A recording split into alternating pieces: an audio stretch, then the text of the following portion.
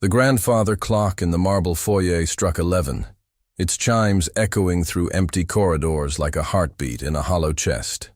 Margaret Hartwell stood at the top of the curved staircase, her fingers gripping the mahogany banister with unexpected force.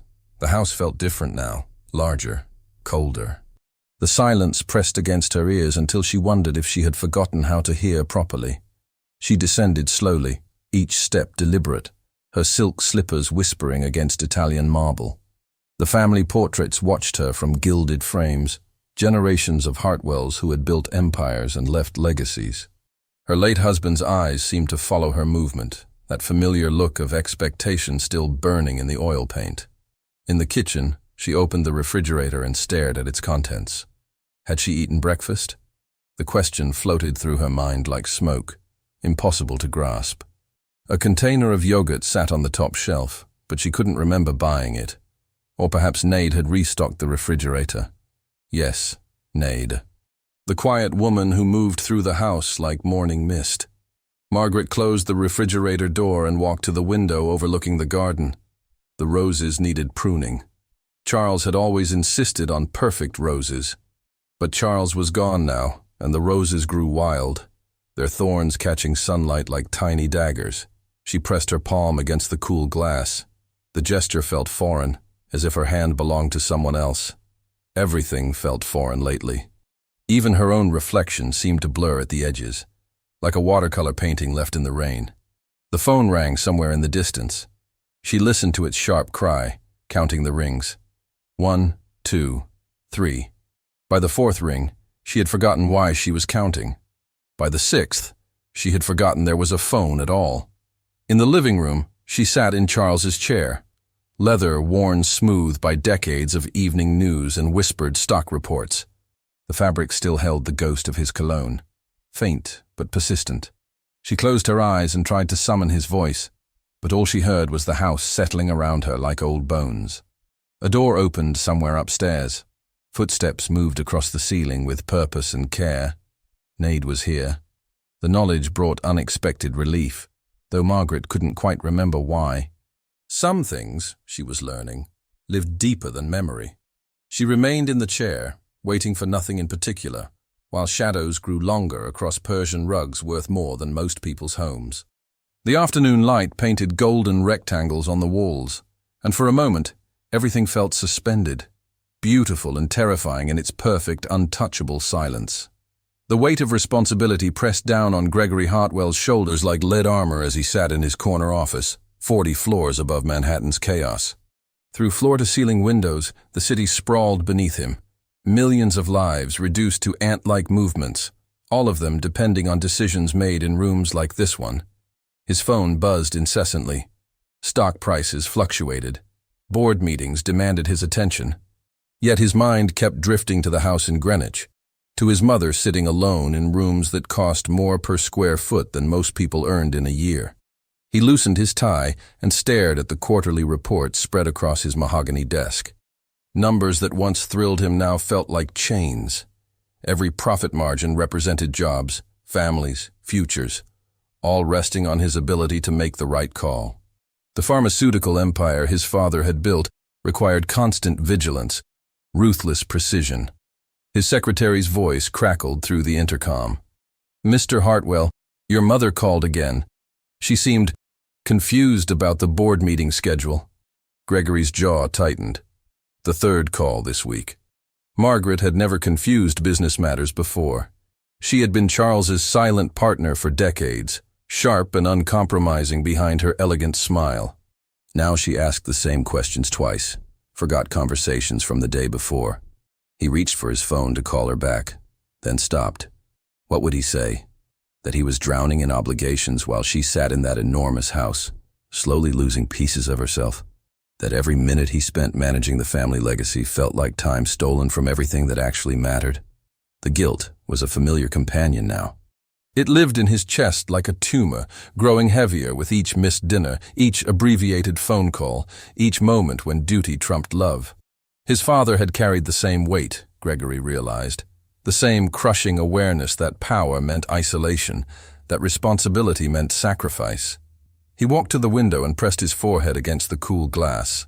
Somewhere below, people were going home to their families, sharing dinner table conversations, tucking children into bed. Simple lives. Uncomplicated choices. His reflection stared back at him. Tired eyes, premature lines carved by stress. He looked like his father now. The thought should have been comforting, but instead it felt like a death sentence. The intercom buzzed again. Another crisis requiring immediate attention. Gregory straightened his tie, buried the guilt deeper, and returned to his desk. The numbers wouldn't balance themselves.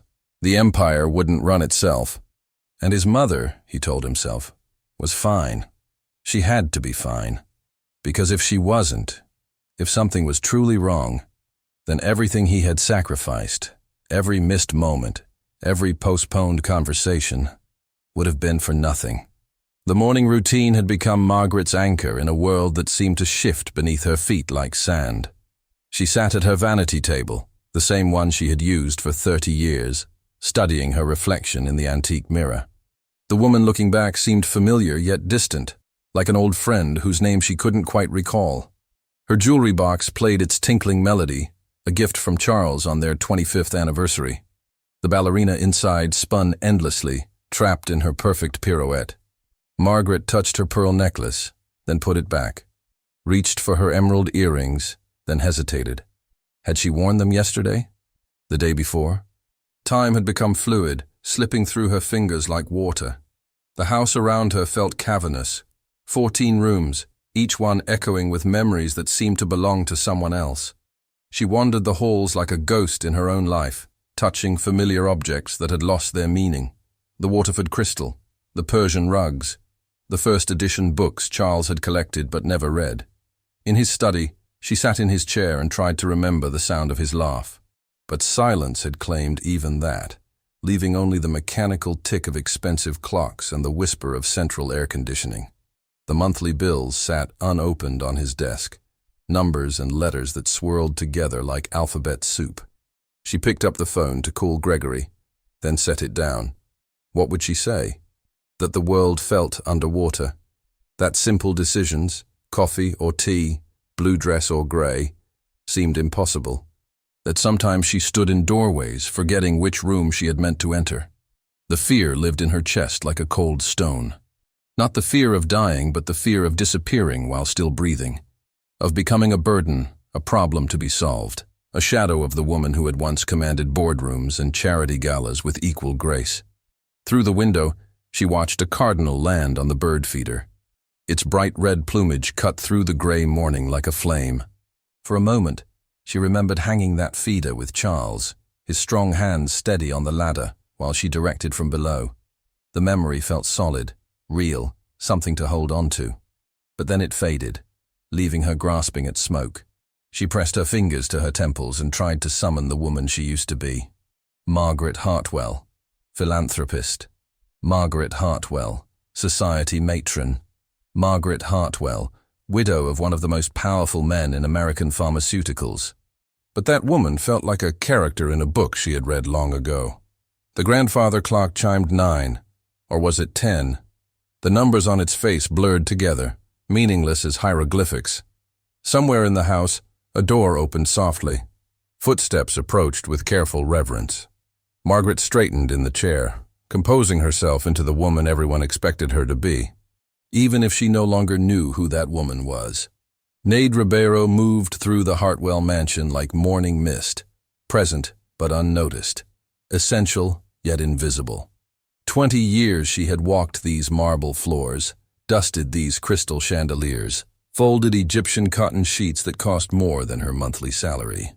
20 years of watching a family live their gilded lives while she remained carefully, deliberately unseen. She carried her supplies in a worn canvas bag, tools of a trade that demanded perfection without recognition. Her movements were precise, economical. She knew which floorboards creaked, which doors stuck in humid weather, which rooms caught the afternoon light just so. This house had become a second skin, more familiar than her own small apartment 15 miles away. At 58, Nade had learned to read silence like scripture. She knew the difference between comfortable quiet and the heavy stillness that preceded storms. Lately, the mansion had been too quiet, filled with the wrong kind of emptiness. Mrs. Hartwell's laughter no longer echoed from the morning room. Her purposeful footsteps had been replaced by uncertain wandering. This morning, Need found Margaret standing in the kitchen, staring at an unopened envelope with the focused intensity of someone trying to solve an impossible puzzle. The older woman's silk robe hung loose around her shoulders, and her silver hair, usually perfectly styled, fell in soft tangles around her face. "Good morning, Mrs. Hartwell," Need said softly, her voice carrying the careful deference of decades spent invisible. Margaret looked up, her blue eyes taking a moment to focus. For an instant, Need saw something raw and frightened flicker across her features, a glimpse behind the elegant mask she wore for the world. "Need," Margaret said, and the relief in her voice was unmistakable. This letter. I can't seem to—" The sentence hung unfinished in the air between them. Neid had seen this before, in her own mother's final years. The way simple tasks became mountains, the way words slipped away like water through open fingers. But Mrs. Hartwell was too proud to ask for help, too dignified to admit weakness. "Would you like me to make coffee while you read it?" Neid offered, giving Margaret space to save face. "Yes," Margaret said quickly. "Yes, that would be nice." Neid moved to the expensive espresso machine, her hands sure and practiced. She had learned to operate every appliance in this house, to anticipate every need without being asked. It was a survival skill, honed by years of serving people who preferred their help to be psychic rather than visible. As she worked, she watched Margaret from the corner of her eye. The woman who had once commanded charity boards and social galas now struggled with a simple envelope, her fingers trembling slightly as she tried to process the words inside. 20 years of invisible loyalty had taught Neid when to speak and when to remain silent, when to intrude and when to retreat. Most importantly, it had taught her to see what others chose to ignore, the gradual changes, the small surrenders, the quiet desperation of someone slowly losing herself. The coffee finished brewing with a gentle hiss. The connection began with small gestures, wordless offerings that passed between them, like shared secrets. Neid would arrive each morning to find Margaret sitting at the kitchen table, lost in thought, staring at objects as if they held answers she couldn't decode. A cup of coffee would appear at her elbow without fanfare. A newspaper folded to the crossword puzzle she used to love. Small acts of recognition in a world that had begun to feel foreign. Margaret found herself gravitating toward the sounds of Neid's work, the soft swoosh of cloth against wood, the gentle clink of dishes being arranged. These sounds had texture, weight, meaning. They spoke of care given without expectation, of devotion that asked for nothing in return. One Thursday morning, Margaret discovered herself in the laundry room, watching Neid fold sheets with meditative precision. Each movement was deliberate, respectful, transforming chaos into order with hands that had learned gentleness through necessity. "My mother used to fold sheets like that," Margaret said, surprising herself with the words. Neid looked up, her dark eyes warm with understanding. "Mine too," she said. Wrinkled sheets meant a wrinkled heart. The phrase hung between them, simple and profound. Margaret felt something shift in her chest. Recognition, perhaps, or memory of what recognition felt like. "I keep forgetting things," Margaret admitted, the words escaping before she could stop them. It was the first time she had spoken the truth aloud. Neid's hands stilled on the cotton fabric. "What kind of things?" "Words, names, why I came into a room." Margaret's voice was barely a whisper. "Sometimes I don't recognize my own reflection." The confession felt like bleeding. For months, she had hidden behind careful smiles and practiced responses, terrified that admitting confusion would make it real, permanent. But sitting in the warm laundry room, watching this woman transform disorder into beauty, the words came easily. "My mother forgot things too, toward the end," Neid said gently. "But she never forgot how love felt. That stayed with her until the very last day." Margaret's eyes filled with tears she had been holding back for months. Not tears of self-pity, but tears of relief. Someone saw her. Someone understood that she was still here, still fighting, still worthy of kindness. Need continued folding, giving Margaret space to grieve without audience. The rhythm of her work was soothing, hypnotic. Each sheet became a prayer, each careful crease an act of faith. "I don't want to be a burden," Margaret whispered. "Caring for someone is never a burden," Need replied, her voice carrying the authority of experience. "It's an honor." The words landed like stones in still water, creating ripples that spread through Margaret's consciousness. An honor. When had she last felt honorable? When had someone last looked at her with respect rather than concern? Affection rather than obligation? Outside, autumn leaves drifted past the window like scattered thoughts. But inside the laundry room, two women sat in comfortable silence, united by the universal language of loneliness and the possibility of not having to bear it alone. The transformation was so gradual, it felt like watching flowers bloom, imperceptible moment by moment, but undeniably beautiful in retrospect. Margaret began lingering in rooms where Nide worked, drawn by an inexplicable sense of peace that radiated from the other woman's presence. She would sit in the morning room, pretending to read, while Nide dusted the antique figurines with reverential care. Their conversations grew longer, deeper. Margaret found herself sharing memories she thought were lost. Stories of her childhood in Boston, her early years with Charles, the dreams she had abandoned when duty called. Need listened with the kind of attention Margaret hadn't received in years, her dark eyes reflecting genuine interest rather than polite obligation. "You remind me of someone," Margaret said one afternoon, watching Nade arrange fresh roses in a crystal vase. The other woman's movements were economical yet graceful, each gesture speaking of deep respect for beauty. "Who?" Nade asked, adjusting a particularly stubborn bloom. "Myself, I think. Or who I used to be."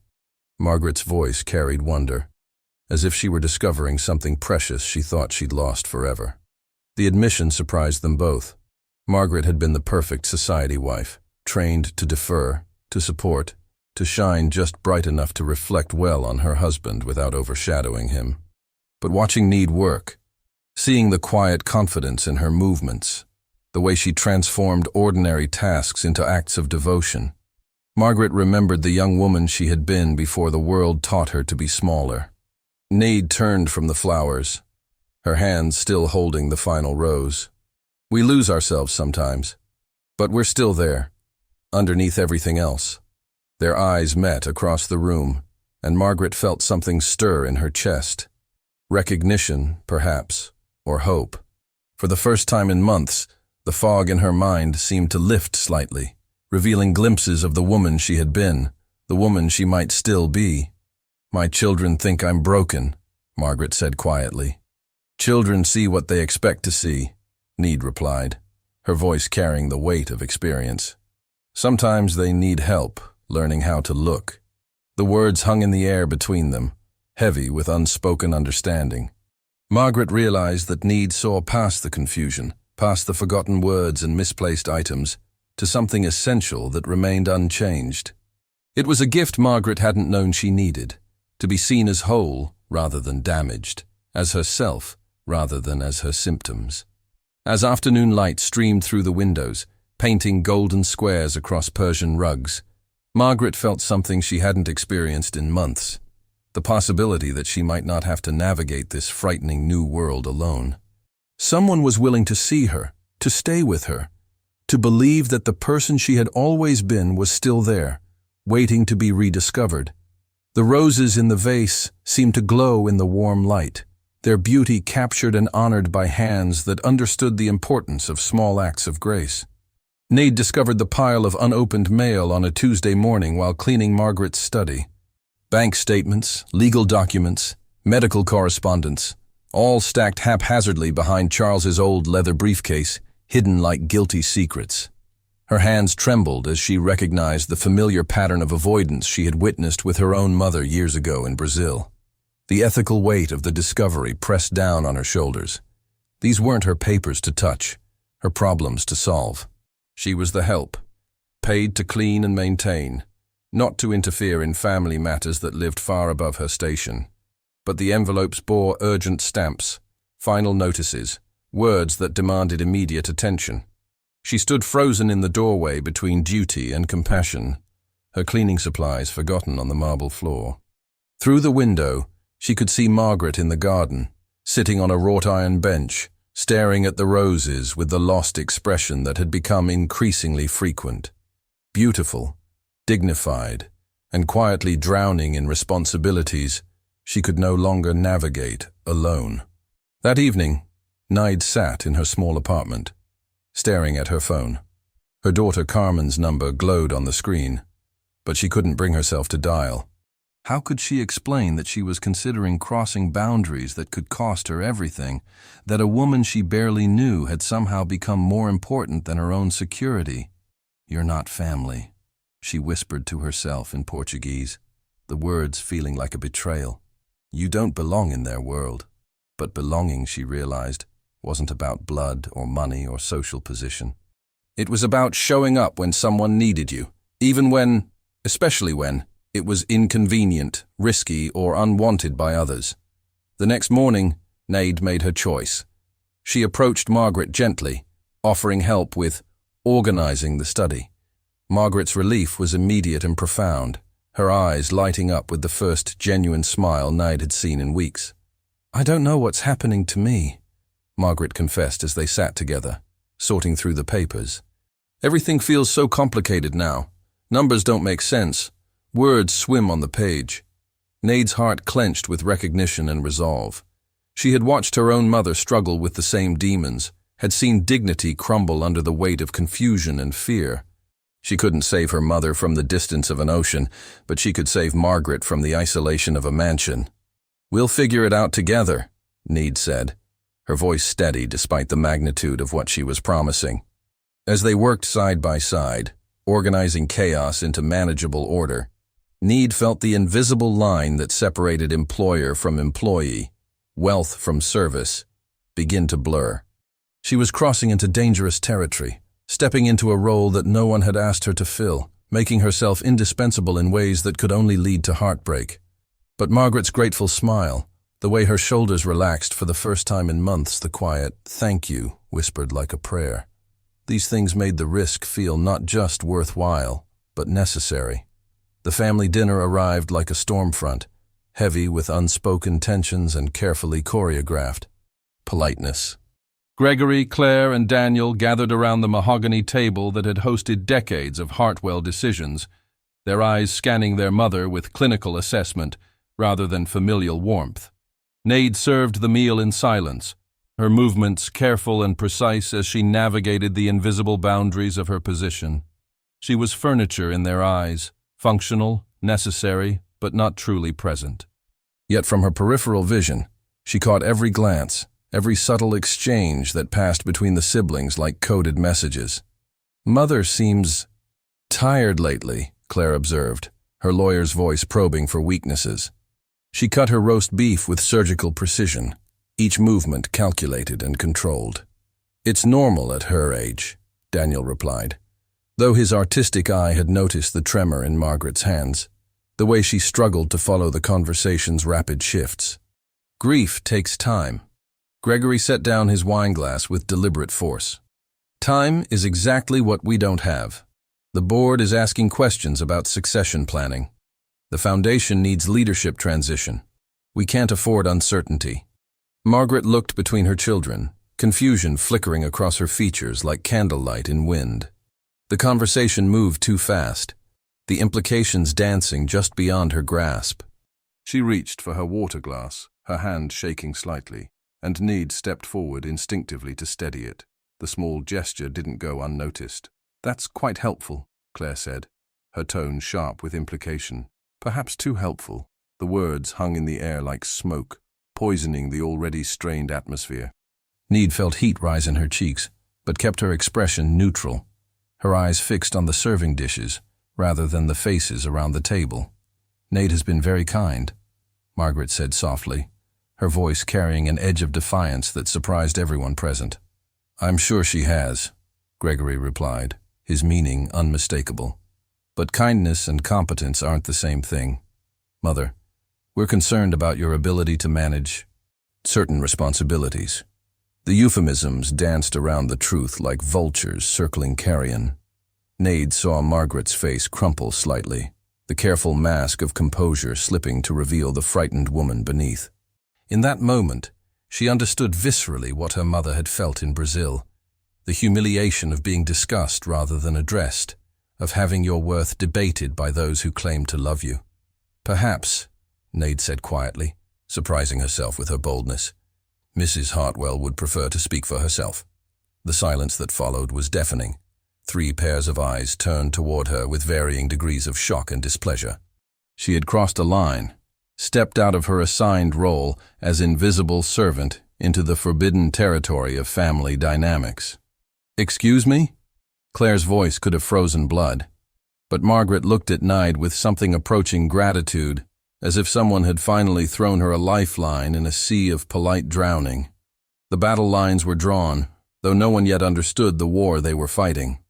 The confrontation came 3 days later, swift and brutal as a winter storm.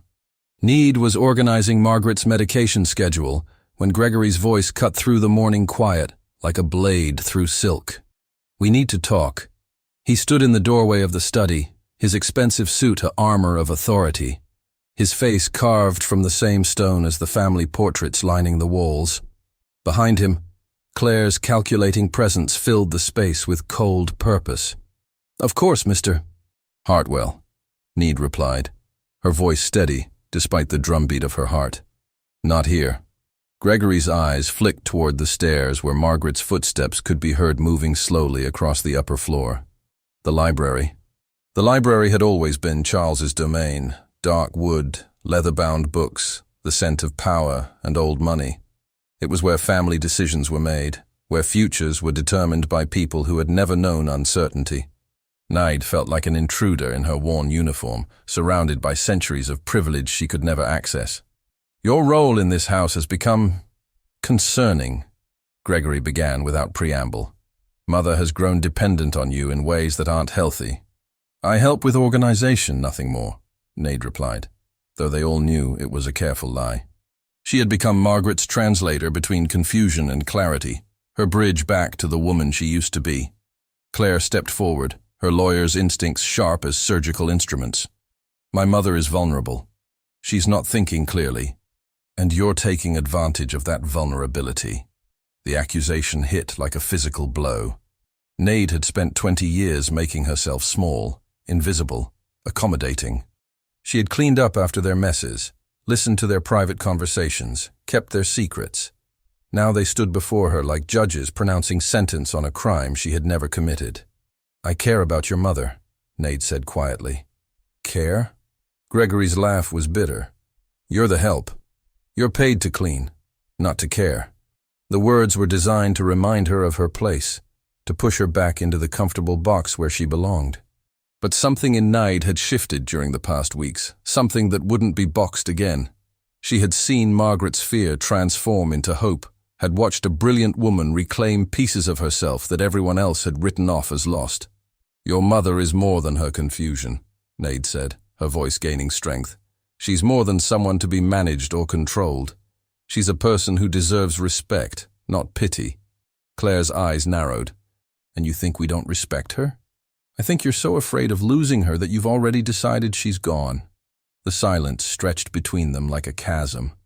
Outside, autumn wind rattled the windows, and somewhere upstairs, Margaret called Nade's name with the tentative voice of someone who had learned to expect disappointment. Gregory's expression hardened into something that reminded Nade uncomfortably of his father, cold, implacable, accustomed to getting his way. "Your services are no longer required," he said, with the casual brutality of a man who had never been told no.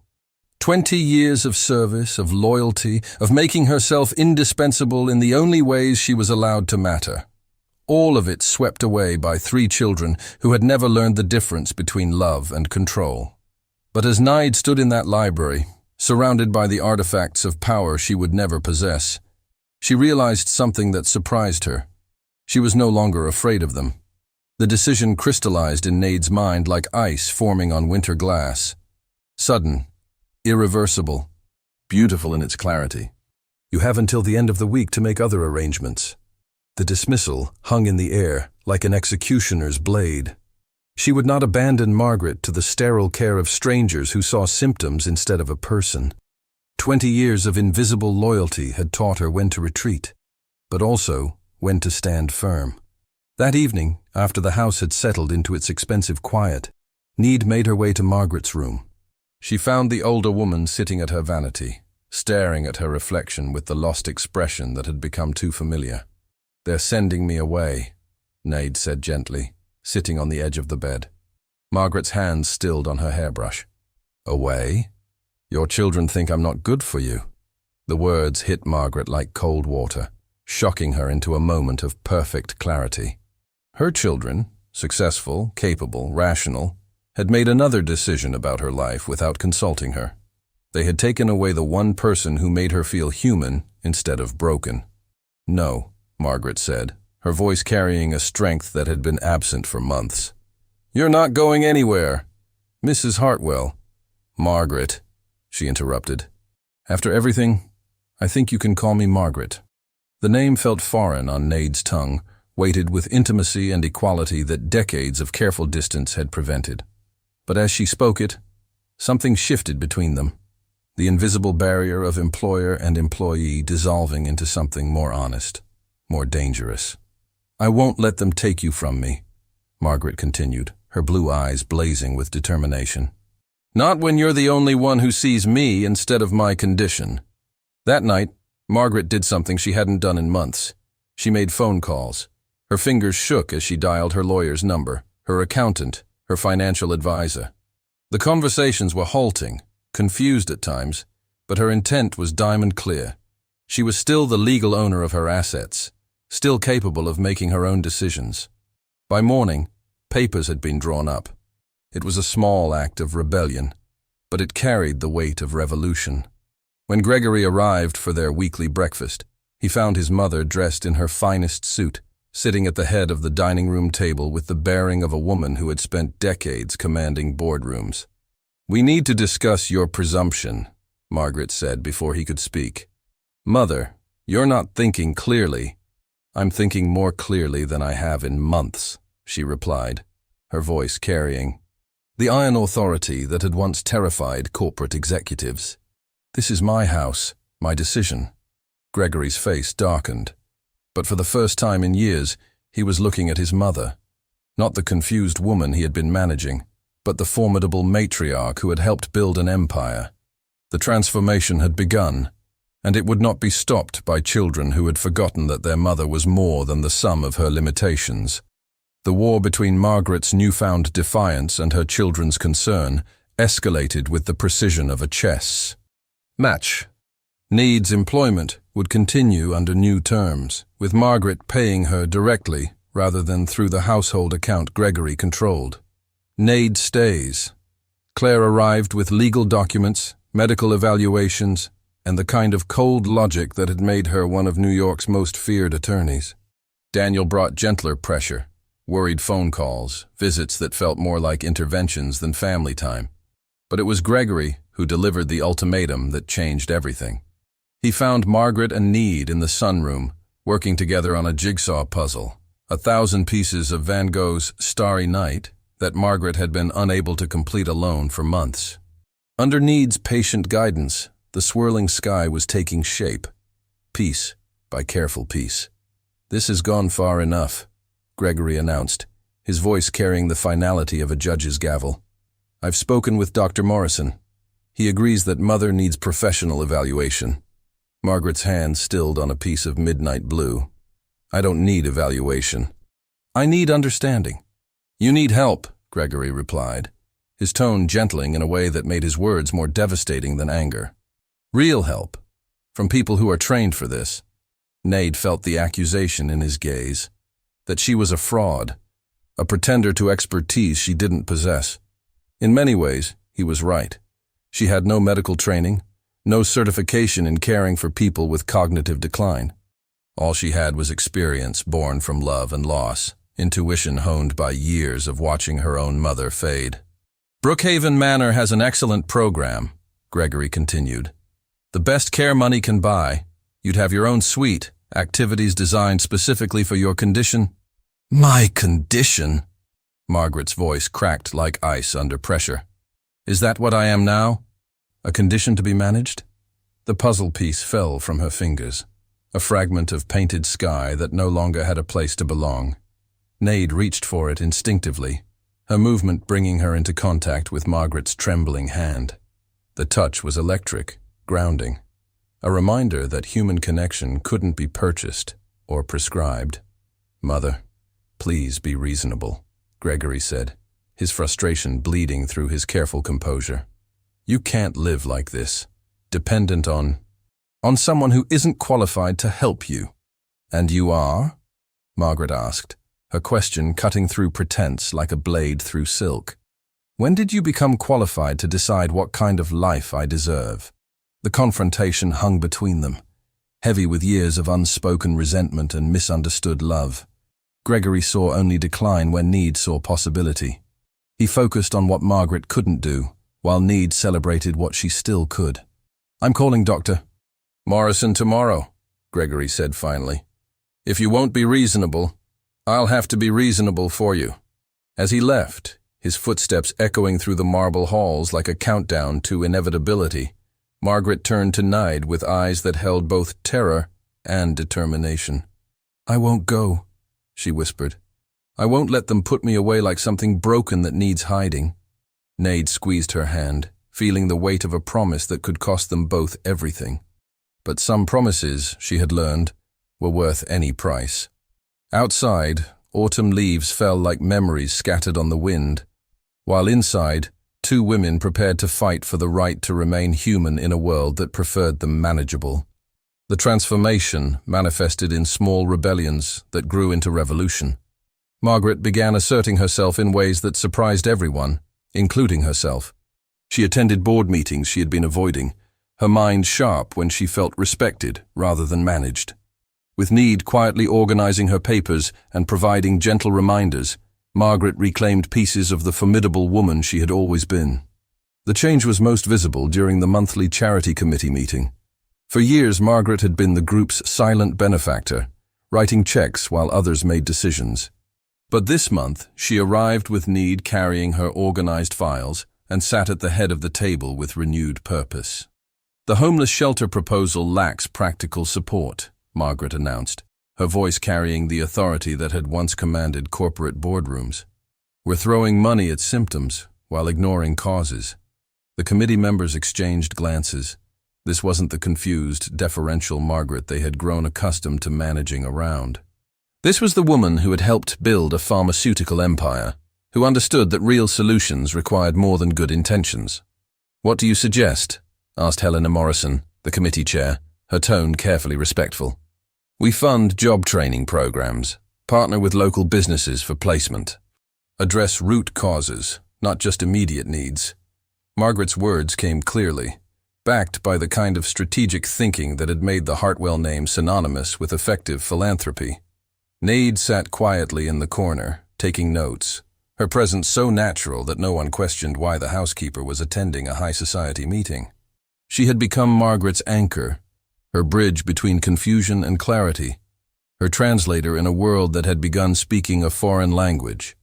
After the meeting, as other committee members departed with renewed respect for Margaret's capabilities, Helena approached with curiosity rather than condescension. You seem different lately. More yourself, if that makes sense. Margaret glanced at Need, who was efficiently organizing the scattered papers into neat folders. I have better support now, someone who sees possibilities instead of problems. The words carried weight beyond their simple meaning. Margaret had spent months being treated as a problem to be solved, a burden to be managed, a shadow of her former self. But Need saw her as a person worth fighting for, worth believing in, worth helping to remain whole. That evening, Margaret called Gregory herself, not to argue or defend, but to inform. I've decided to establish a new foundation, she announced without preamble, for families dealing with cognitive changes. Real support, not just medical management. Gregory's silence stretched across the phone lines before he found his voice. Mother, that's ambitious. Are you sure you're ready for such a commitment? "I'm sure I'm tired of being underestimated," Margaret replied with steel in her voice, "including by my own children." The conversation ended with promises of dinner and discussion, but Margaret had already made her choice. With Naid's help, she would transform her struggle into purpose, her confusion into compassion for others facing similar battles.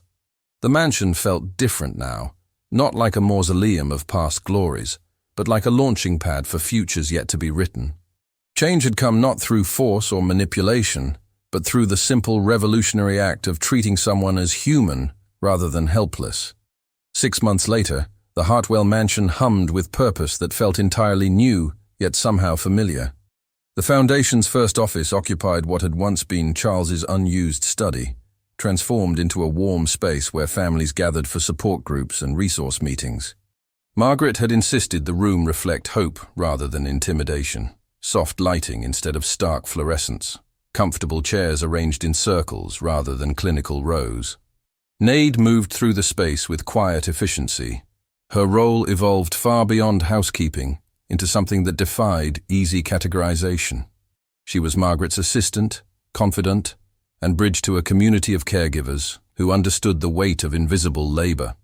The other families trusted her instinctively, recognizing someone who had walked their path without judgment or pity. "Mrs. Chen is struggling with her husband's evening confusion," Naid reported during their morning planning session, her notes written in the careful script she had perfected over years of making herself indispensable. "And the Martinez family needs help navigating Medicare paperwork." Margaret nodded, her mind sharp with purpose. The Foundation had given her something she hadn't realized she'd lost, the ability to solve problems that mattered, to use her resources for more than mere maintenance of privilege. Each family they helped felt like redemption for the months she had spent drowning in her own confusion. "What about the training program?" Margaret asked, referring to their newest initiative, teaching family caregivers the skills that professional facilities charged thousands to provide.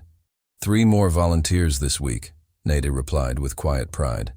"Maria Rodriguez wants to learn patient communication techniques. She says watching me with you gave her hope." The comment hung between them, weighted with recognition of how far they had traveled together. What had begun as employer and employee had evolved into something rarer, true partnership based on mutual respect and shared purpose. Gregory appeared in the doorway, his expression carefully neutral. His visits had become more frequent lately, though Margaret suspected it was professional curiosity rather than familial concern that drew him.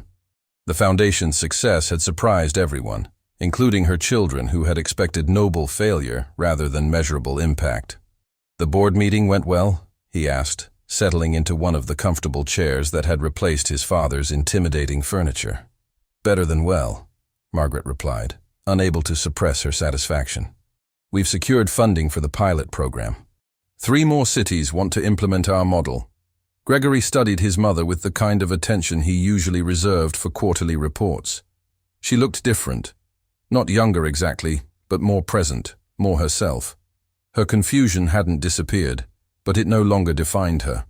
She had bad days and good days, moments of clarity and periods of fog, but through it all, she remained determinedly, defiantly human. "I owe you an apology," he said suddenly, the words surprising them both. Margaret reached across the space between them, her hand finding his with the same gentle certainty Naid had shown her months ago. "You were protecting me the only way you knew how." "I was managing you," Gregory corrected, his voice thick with regret. "There's a difference." As afternoon light streamed through windows that now opened regularly to let in fresh air and new possibilities, 3 people sat in comfortable understanding of how much had changed, and how much more was possible when love chose presence over control. Spring arrived at the Hartwell mansion like a promise kept. The gardens that Margaret and Naid had slowly restored together burst with new life, roses that climbed toward light, herbs that would scent the kitchen, flowers chosen not for their expense, but for their ability to bring joy to small moments. Margaret stood at the kitchen window, watching Naid tend the herb garden with the same careful attention she had once brought to cleaning crystal. But now, there was ownership in her movements, belonging in the way she touched each plant, as if it were precious. Because it was precious, and because she was home in ways that had nothing to do with legal documents or paychecks. The morning routine had evolved into something neither woman had planned, but both treasured. Coffee shared at the kitchen table, plans made for the day ahead, comfortable silence broken by observations about weather, news, or the particular shade of green the new leaves had chosen to wear. It was domestic in the most profound sense, not servitude, but the creation of daily life together. The Rodriguez family called, Nade mentioned, her accent still present but her confidence transformed. Their father had a good day yesterday. He remembered their anniversary. Margaret smiled, understanding the magnitude of such moments. She had her own collection now, days when words came easily, when memories surfaced clear and whole, when she felt like the woman she had always been, rather than a shadow of former capability. The bad days still came, but they no longer felt like verdicts. Claire appeared in the doorway, her legal armor softened by months of witnessing her mother's resurrection. She no longer saw decline when she looked at Margaret, but adaptation, resilience, the kind of strength that bent without breaking. The Times wants to do a feature story, holding up her, about the foundation, about this. She gestured around the kitchen where her mother and the woman she had once tried to dismiss as help planned their shared day. What would we tell them? Margaret asked, genuinely curious. The truth, Nade replied with the quiet authority she had earned. That people need to be seen before they can be helped. That caring isn't about fixing someone, but about walking beside them. The words settled into the warm kitchen air, like seeds finding fertile ground. Outside, the city continued its relentless pace, but inside this house that had once echoed with loneliness, 3 women had created something revolutionary. A space where worth wasn't measured by productivity, where love looked like presence rather than solutions. That evening, as twilight painted the sky in shades of lavender and gold, Margaret and Nade sat in the garden they had reclaimed together. The fountain Charles had installed decades ago bubbled softly, but its sound no longer seemed to emphasize emptiness. Instead, it provided gentle rhythm to conversations that needed no agenda, no purpose beyond the simple pleasure of being heard. "I never thanked you properly," Margaret said. Her words carried on evening breeze that smelled of jasmine and new beginnings. "For what?" Nade asked, though she knew. "For seeing me when I couldn't see myself." Nade reached across the space between their chairs, her hand finding Margaret's with practiced ease. "We saved each other."